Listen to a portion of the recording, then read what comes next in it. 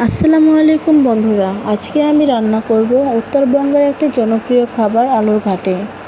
এই জন্য আমি প্রথমে আলুগুলো ভালো করে ধুয়ে নিয়েছি। তারপরে দিয়ে দিচ্ছি পরিমাণ মতো পেঁয়াজ কুচি, পরিমাণ মতো আদা রসুন বাটা।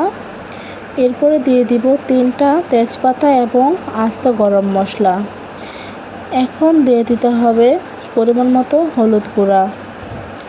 এরপরে দিয়ে দিতে হবে স্বাদ মতো লবণ। এটা আপনারা কম বেশি দিতে পারেন, আপনাদের স্বাদ অনুযায়ী দেবেন। এখন আমি দিয়ে দিব পরিমাণ মতো মরিচ গুঁড়া।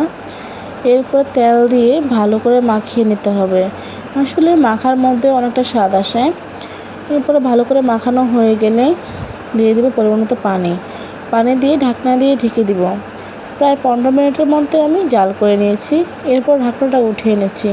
দেখেন পানিটা অনেকটা শুকিয়ে গিয়েছে। এখন আমি দিয়ে দিচ্ছি পরিমাণ মতো গরম মশলার গুঁড়া দিয়ে আমি ভালো করে নেড়েচেড়ে ভেজে নেব।